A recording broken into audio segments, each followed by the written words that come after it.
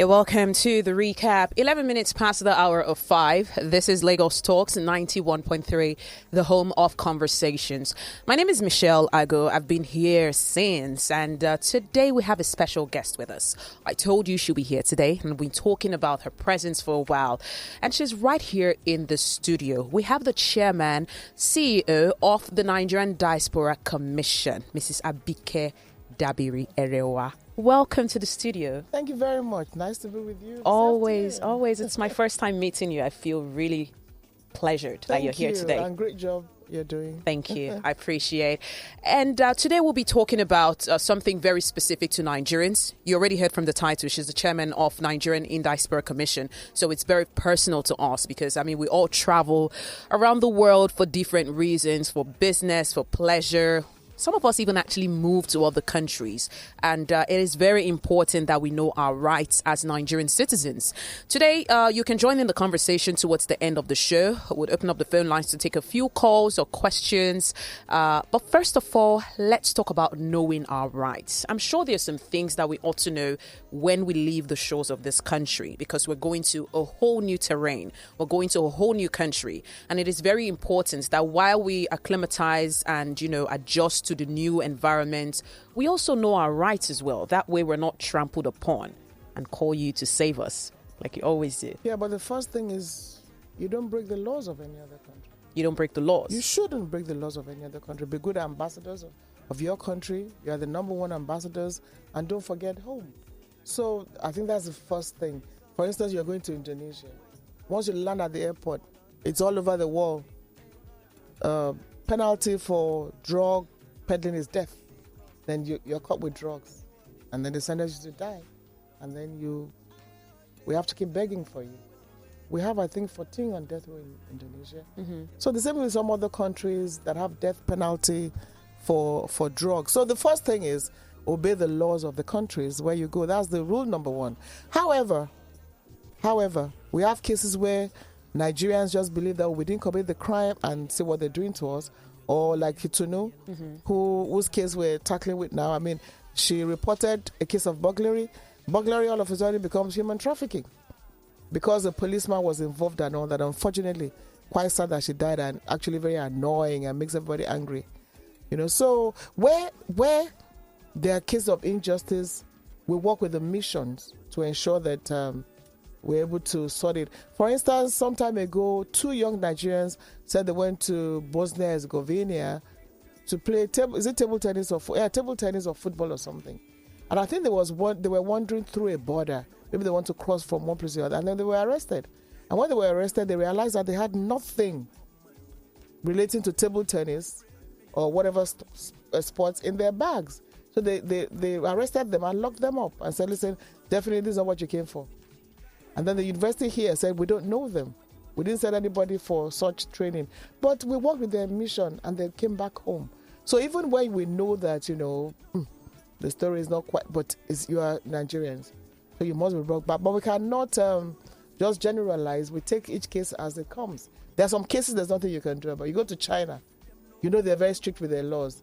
You do something wrong there and they'll lock you up. It's not just you. But the mission still tries, but I think it's easier if you obey the laws of other countries.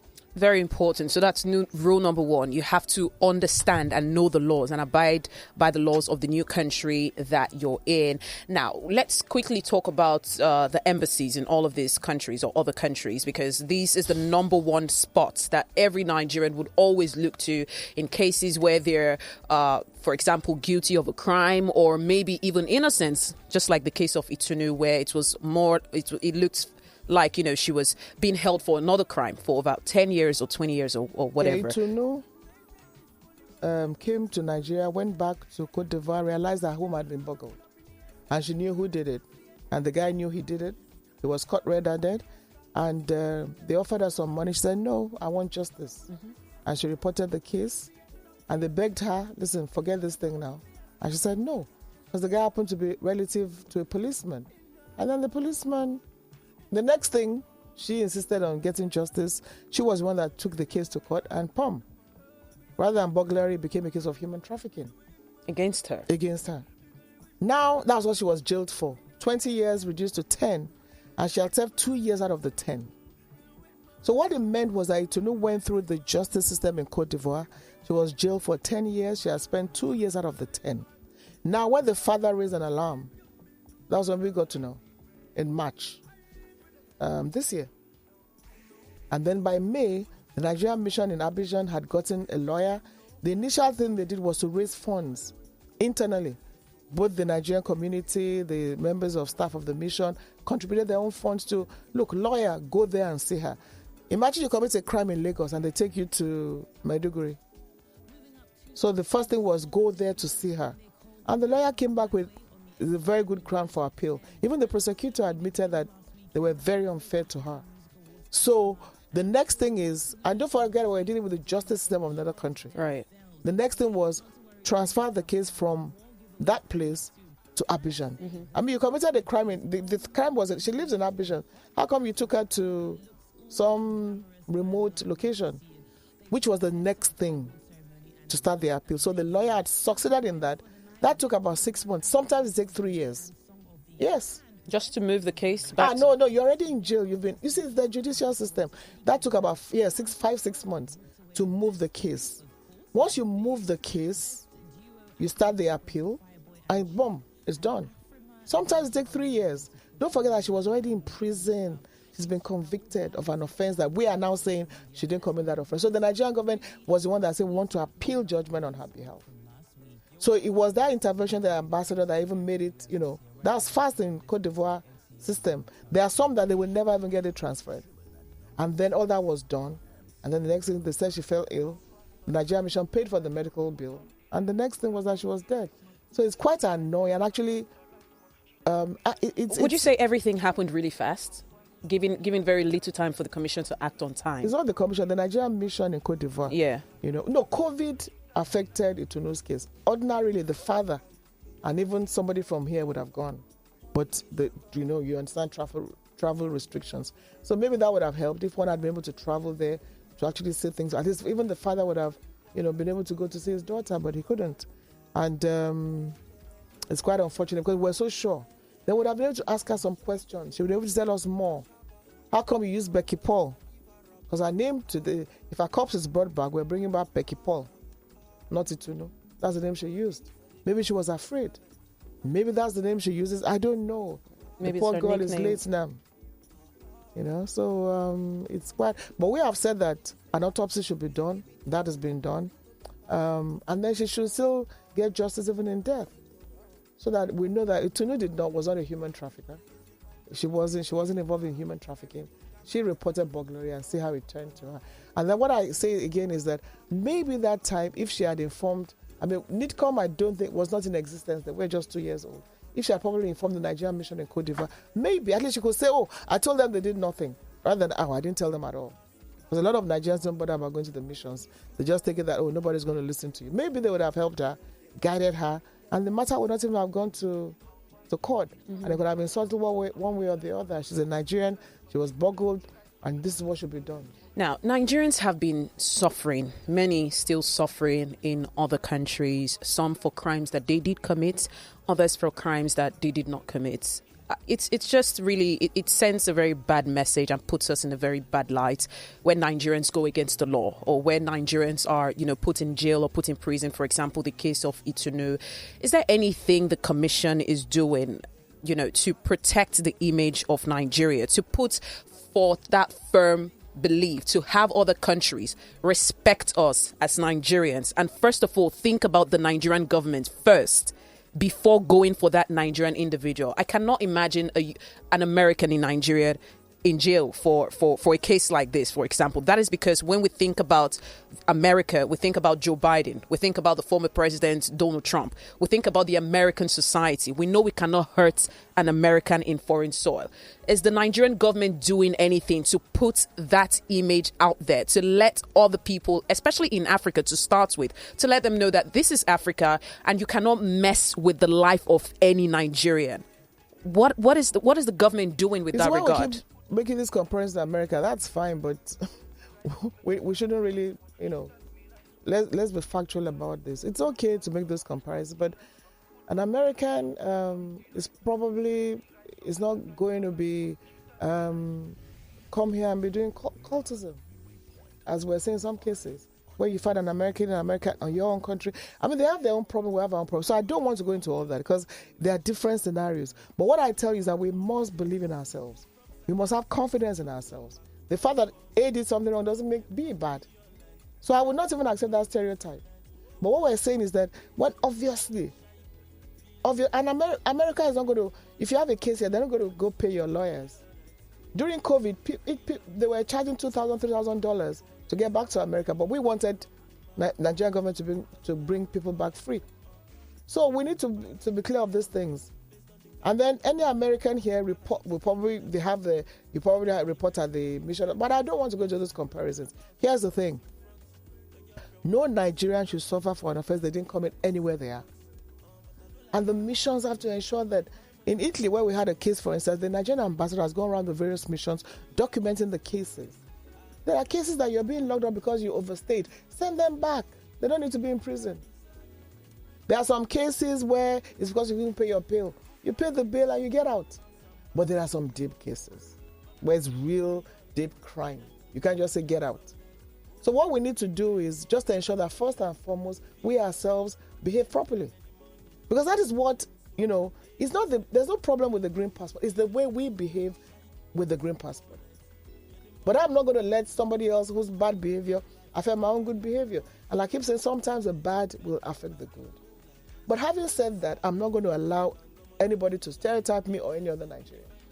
You know what I'm saying? So I won't go somewhere and say, yeah, in Nigeria. No, I'm not going to take it. I'm not going to take it. And nobody should either. But at the same time, we should obey laws of other countries. So this is the first time we have a diaspora commission. Who would you have been talking to if there was a diaspora commission? And when people shouted, oh, diaspora, need come, for me, it's a sign of, it's positive because you're doing something. Imagine NIDCOM was created 2 years, you didn't hear anything about it. Who would you go to? So it's because people expect you to do more. And what we need to do is work more with the missions. And the Minister of Foreign Affairs is in charge of missions. We cannot talk down on missions. We just partner with them. And what we do is communicate. We're dealing with the case now. Which country now? In fact, several. So we immediately talk with the embassy and they see what they can do. And just yesterday, some guy, we sorted his problem in the Philippines. His daughter is back now. So there are many like that. They are not media things.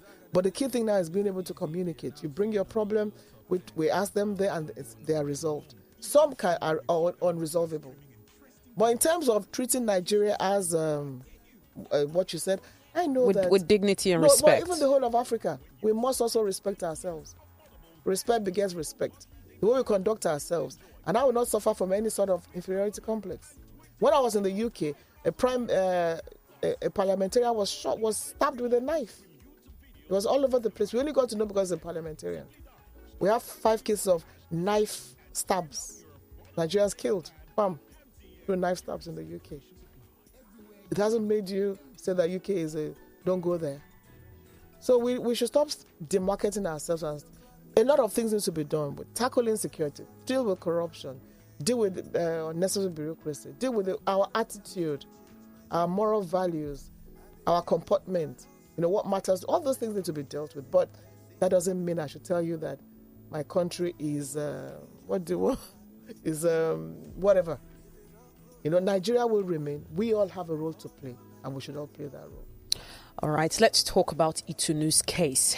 There's so many lessons here. I mean, I don't even know where to start because this is a clear case of innocence, and you said that she will get justice. Maybe this will be the right moment to have other countries see the Nigerian or Nigeria as a country or Nigerians as people to not mess with, because this is an innocent lady who has lost her life in another country and she was wrongly accused of a crime that she did not commit. In cases like that, I want to know, your plans or that of the government's plan to make sure that justice is served and those responsible for her death, they are brought to book.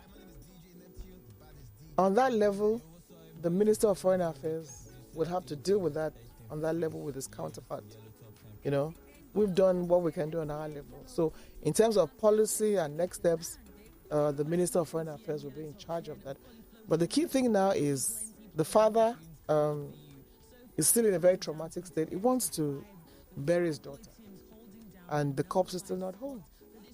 So we need to get that sorted and then ensure that the father is supported in such a way that at least, Itunu can never be back, but how can we relieve his pain? She was a breadwinner of the family, even at 21.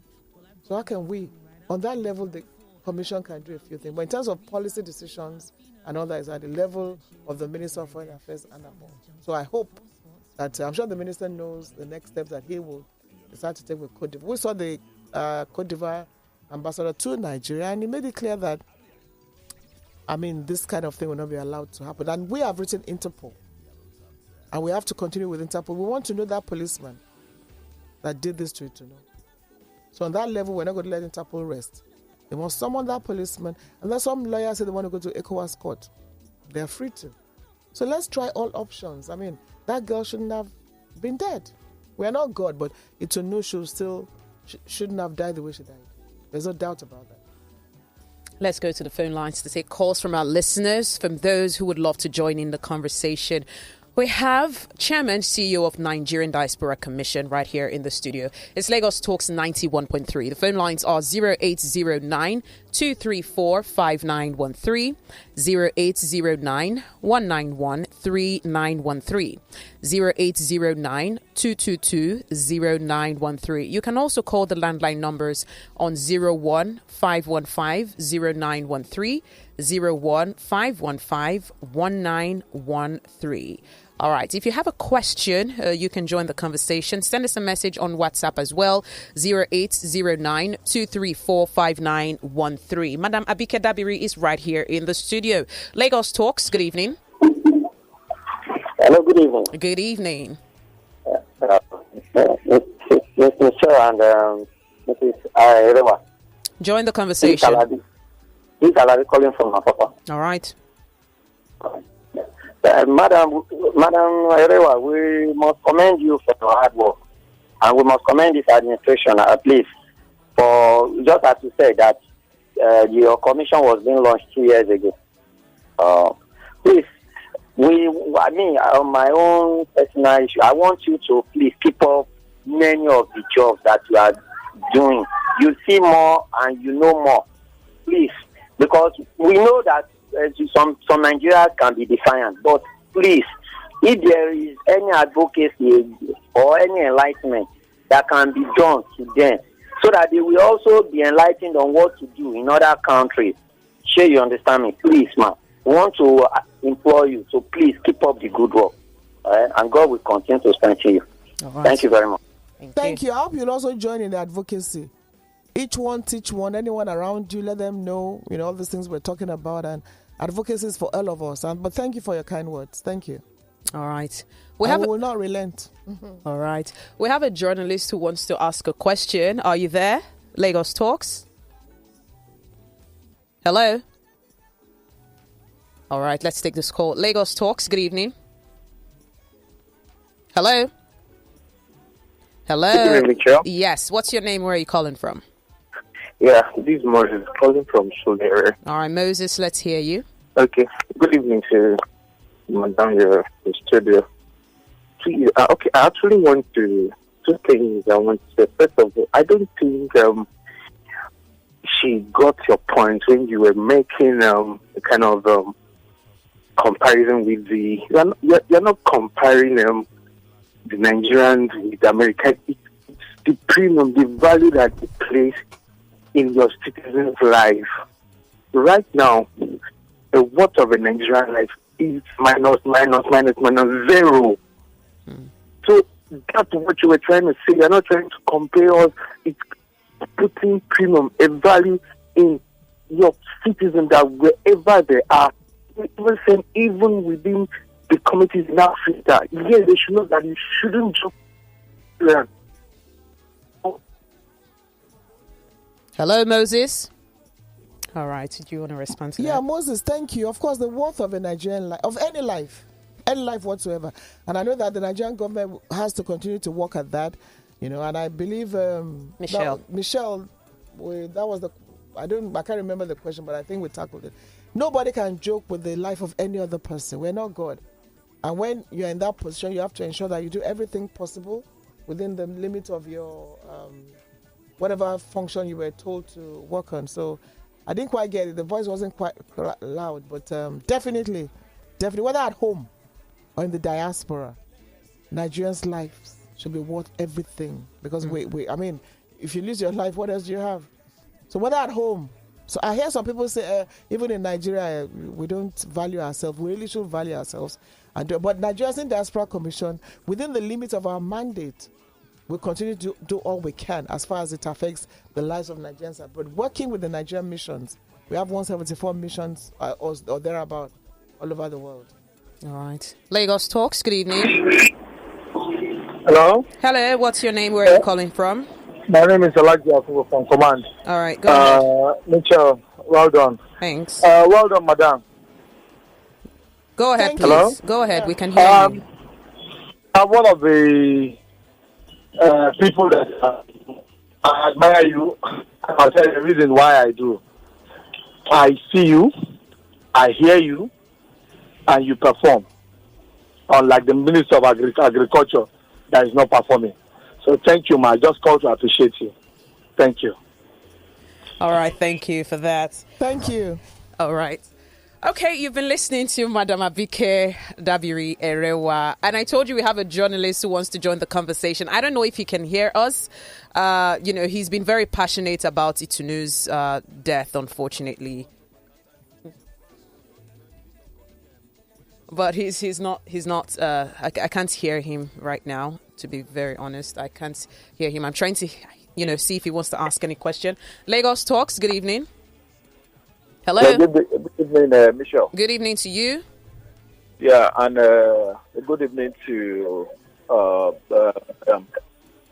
ahead. Chair. Just go ahead with your question, please, or contribution. Okay. My name is Goki. I'm calling from VI. Let's hear you. My question to the chairman is that, in hindsight, is there anything you think you could have done better to salvage or to protect or more or less to save Itunu from the unfortunate situation? Not in hindsight. And it's very good to get an honest answer to this. If not for anything, but at least for going forward. Yeah, thank you very much. I think if there was no COVID, definitely Itunu's father and maybe somebody from the Diaspora Commission would have been in Cote d'Ivoire. Right. We were there for lesser offenses of cases that were not even in the media. So but for COVID, I believe that would have happened, and maybe that might save the situation. Then maybe because the funds were raised, actually. You see, we're working within the justice system of Cote d'Ivoire. What we said immediately was, get her out. She's a Nigerian. But they themselves made it clear that, listen, she's been jailed. That was the thing. And that means Cote d'Ivoire would just say, come out. Oh, our justice system is terrible. We're bringing you out. That means everybody in prison in Cote d'Ivoire will say, the justice system is terrible, so come out. So we looked at all these options, and the best thing was appeal. Right. I wish the appeal had been done within 2 months or 3 months, but within the limit of their own system. We're talking about Cote d'Ivoire. All right. And they're not even, I don't want to make any whatever. So, within the limit of, I would just have wished that Itunu was alive, because everything really was done. Well, channel TV style. Hello, who's there? Hello? Can you hear us? Hello? David? All right, we can't hear David for some reason. I don't know why, but we have to wrap up the program. But thanks to the phone line's still buzzing. Lagos Talks, good evening. Last caller for the day. Good evening. What's your name? Where are you calling from? This is from Aja. I think we still have a long way to go in our diplomatic actions in this country, our justice system. An American was kidnapped in Jos, and not in Nigeria. Mission came from there, rescue their citizens. The way we take our citizens in this country, that's the way other countries have been taking us. I believe an American cannot be there in Cote d'Ivoire and be illegally jailed.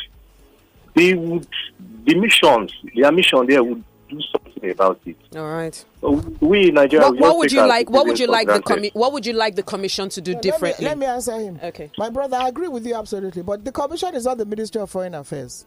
Let's get that clear. The Minister of Foreign Affairs deals with policies. So the commission was set up to engage, Nigerians in the policy and programs. So let's mix it up. In terms of policy, it's the Minister of Foreign Affairs. We can't, dabble into what he decides of policy. That will be overreaching our own bounds. But policy in terms of how are we engaging Nigerians, what can we do better is what the commission. So go to our website and check what we're set up to do. I'm not the Minister of Foreign. We're just a parastatal. There are about 4 parastatals under the Ministry of Foreign Affairs, each with its own job schedule. All right. So just get that clear. So that question can be posed to the Minister of Foreign Affairs. So it varies from minister to minister and how they want to, push the nation's foreign policy. So Diaspora Commission is not about foreign policy. That is not my responsibility. All so right. Get that clear. Maybe next time you have officials from the ministry, you can ask them that question. So does that answer you? All right. Hello? Hello? Go ahead. Right. So, my name is David Hundeyin, and I'm the journalist who actually broke the story about Itunu in March. Now, I have it's a very simple question, which isn't, it's not exactly directly related to the work of NIDCOM, but it's an adjunct, and I'll explain why I'm asking this question. Now, what was said in the aftermath of Itunu's death repeatedly was that there was no money. The commission is underfunded. The Ministry of Foreign Affairs is underfunded. There's basically no money. That's how come for 8 months it was impossible to raise. No, number one, that is not even true. No, sorry, that is not true. Nobody said that. What you went out and put the picture of some guy, you said he was defrauding people. And the ambassador, we asked him, the ambassador explained that, yes, as at that time, if you wait for bureaucracy, you will not do anything. So immediately Itunu's story broke because the father was in touch. That guy that you said was a fraud actually was the contact person. Look, like I said, this girl's case is in Abidjan. You took her to far away. Okay, it's like you're in Lagos, you took her to Maiduguri. So they raised funds. I think they were looking at 500,000 CFAs. Yeah. And immediately went there. So that did not stop. Now the lawyer was engaged. She was taken to they don't have Bondoko. funds, but they raised thousands of dollars to pay the lawyer because the ambassador thought outside the box. Yes, there are still no funds. But that didn't stop Itunu's case because we know that the father, can't even afford anything. And then when this case broke, they said, you also said that guy asked for 400,000. The guy spoke to some people came and said on behalf of the father. They said, okay, what do you have? We're all raising funds. I don't think that's an unfair thing for the guy whose picture you put out very embarrassingly to ask. So the guy said, okay, what do you have? We have raised this amount of money. When they said they didn't have anything, they will still went out and raised the money. Yes, funds is an issue. But in this Itunu's case, the people raised the funds themselves. And the Nigerian community went out. So, excuse me. If you are a lawyer, ask any lawyer. The laws of Cote d'Ivoire. This guy had been in jail for 2 years. This was not the question I was asking. What is your question? You put the facts before your question. That is the thing. If it took in 8 months, right? The commission there was no money on ground. It's not the commission, please. It's not the commission. The Nigerian mission in Abidjan. Whatever the case may be. And it wasn't that there was no money on ground. No. For 8 months, don't you cannot. That is not even true. The money had been paid. No. Let's hear his question. The money had been paid. You can't keep putting wrong information. Let's hear his question so that we can address it in. Let's listen to him. The story is false. Please stop talking. Okay, David, what is your question? Just go to your question and we answer you. My question to the website of is, Cote d'Ivoire. So in the aftermath of all of this, right? Abike has been on a media tour for the past week and a half. There's no major TV or radio station in Nigeria that she hasn't been on. Now, the amount of money that media tour has cost, compared to the amount of money it would have cost. Actually, the media tour has cost me nothing. I'm in Lagos now on my own. I'm going out. I'm in Lagos on my own. It hasn't cost me anything to come to. I live in Lagos. No. I'm not staying in a hotel. Nobody pays for me to do this. Is my home. I'm in Lagos. So the media cost has cost me nothing. And all my media tours has been in Lagos. Because this is not a case you can run it. If people call you, I did Zoom by TVC this morning. Is that money? I did Zoom with the views, that money. And you were on Channels TV Sunrise. What money has it cost me? You're on And then TVC. in any case, You're in Lagos now. No, when people call me, it's a responsibility. Although NITCOM is what everybody is calling, let's accept. You understand what I'm saying? We have a mission, we have a ministry, we all work together. So media tour is nothing. I do media tours when it's necessary. And when people call me, I answer. Sometimes you do it just virtually. I'm in Awolowo Road here. This is my home. 5 minutes. I'm not staying in a hotel. I have to come to Lagos anyway. And I did it when I'm here, not because I flew down to do this. Tomorrow I have 2 programs. Today I spoke at the Nigeria-British Commission. I was the guest speaker. So you type, and that's, David, you have to manage your time. And I'm telling you that. So I've done 4 programs today. My husband called me and said, you're stressing. So when there's the time, put everything. I'm not going to ask for money to come to your station. No. And then in that case, Itunu is dead. We need to explain to people who have been calling to ask us. So there's nothing wrong with that. How long have you called me to come to? Have you been calling me for 3 years? She was in jail for 8 months. When I had that, she was when the father. David, when you do investigation, you should learn how to do investigative journalism, which you don't. Now, when the father reached out. Now, one of the things the ambassador asked Cote d'Ivoire to do was, get out. She's already in jail. If Itunu hadn't, been in jail for 2 years. If, like I said, if the mission had done maybe this, but she's dead. May her soul rest in peace. But the key thing now is people are trying to profit from this thing, and I think that is. Who are said people? The father. I don't know them. The father. They went to the father and said they would open an account to bring his to raise money for her. Yes, and the father realized that. You see, and that's the sad thing. Why would people? It's like when that did not happen. Let's hear from David. Please, let's hear from David. We want to balance the conversation. Yes, no, we've not heard much from him. I don't understand why it's okay for Abike to come on radio and say things that are false. I don't understand why that is okay. Who opened an account? Okay, so what is the man's account details. I got his account details. I uploaded his account details on my Twitter page. His name is there. It's his account. He is the one who gave me his account. So what do you mean by somebody opened an account? You said this on Channels TV Sunrise, and you inferred that I was trying to. Let's hear from David. Let's hear from David. Who pursued Itunu's case for 8 months? What were you doing? And now you are going on TV accusing me of trying to profit from her death and saying that I'm trying to promote my blog. Listen, somebody. How she said, David. She said somebody. She didn't say you. So I'm surprised it's even you. I didn't know it was you, but somebody has been telling the father that bring your account. We're going to raise funds to bring your cups. How can you get the cups? But as long as it's the father's account, how is that stealing from him? 5 minutes ago, it was they opened an account for him. And now it has started to bring your account. Money. No. That's what I'm saying. So the story has started changing now. And then they will do ABCD for you. It is wrong. David, you have further questions? Now, I'll tell you something. What we all need to do for this father is how will he... So this was his breadwinner. Yeah. Yeah. So, actually, the father was actually more worried that some people are capitalizing on this. He was crying on the phone. But how is that He now said, how did they even get his number? They are bombarding him. David, have you ever been in contact with the father? It's not you. Whoever it is inhumane. That's what I'm saying. Hello. So thank you very much. I am in contact with the man. I mean, I was up until Abike appeared on TV and said that some people tried to use Abike's death, tried to use Itunu's death to promote their blog. David, you covered. Clearly referring to no, but that should not stop you. David, and then I stopped talking to him. All right, David. This is putting me in David. That should not stop you if you are sincere. If you are sincere, like I said now, some people... What is the inference of that? So I'm not being sincere. Is that what you're trying to say? No, I don't know. No, because I don't understand why. I was the one on this case for 8 months. Abike, where were you? What were you doing? No, wait. What were you doing for 8 months? I went to Cote d'Ivoire. I entered the canoe. I crossed the border illegally into Cote d'Ivoire. Investigating the story. What were you doing? You were sitting down in Abuja comfortably, and now you are saying that I'm not being sincere. Are you serious?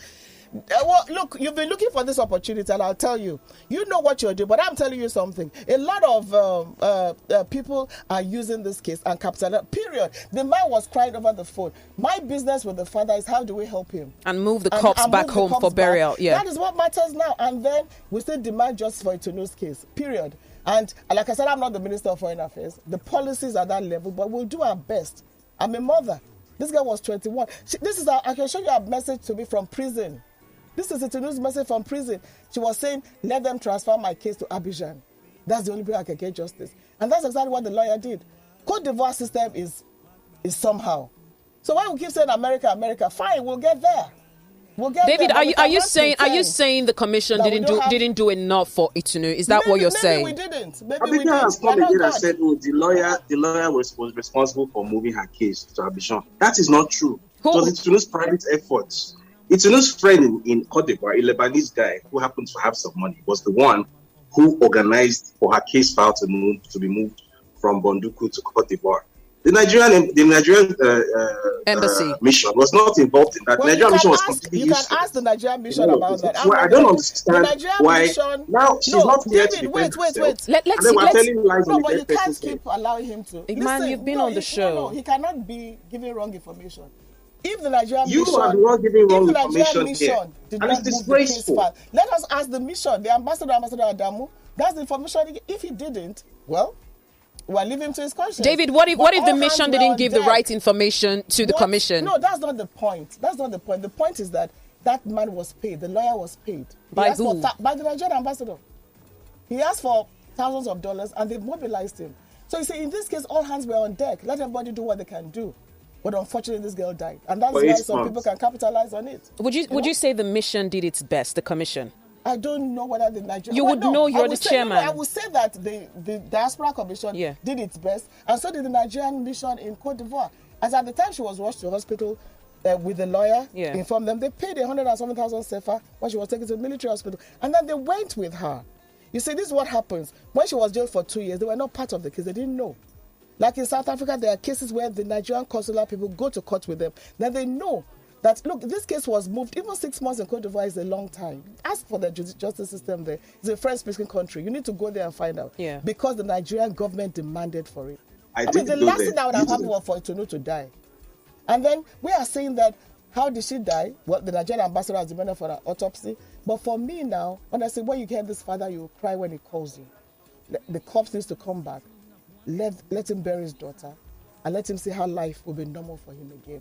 All this trying to play on this and that, it's not. Who is trying to play on I'm God? not saying you. That's what I'm I not want saying to you. I didn't mention any. I didn't know that you were the one that asked for account number 2. I didn't know, but the man complained to me. But you are saying you are the one now. Well, I wish you all the very best. And we all have our job, so you are doing your own job. I wish you all the very best. David, thank you for joining the conversation. Lagos Talks, good evening. Hello. Hello. What's your name? Where are you calling from? Yes, he's calling from my land. All right. Go ahead with your question. What's my suggestion, or what I just want to say, the cheapest thing or something in this administration of APC is human life. Nigeria don't value human life. All right, thank you. You've been listening to the recap. It's Lagos Talks 91.3. We had the CEO, she's right here, CEO chairman of the Nigerian Diaspora Commission, and we've been talking about knowing your rights as a Nigerian, moving or going abroad for whatever reason. It's been a pleasure having you, ma'am, on the show. We appreciate you. Thank you very much, Michelle. Great job you're doing here. You remind me of my days as a broadcaster. What strikes you the most? Your questions are intentional, they're deep, you did your research, and you're fair and balanced. I'm pretty. I appreciate, ma'am. Thank you. Thanks for coming. Yes, you've been with her, but remember that you can also check out the website of the Diaspora Commission to find out more, read out more, find out what next they're doing. And of course, as a Nigerian, keep your eyes, follow up the case as regards to know when her body will be brought back home to Nigeria and the burial fully done. It's Lagos Talks 913. Coming up next is the Wise Men of Comedy on It's Okay with Okay. Good evening.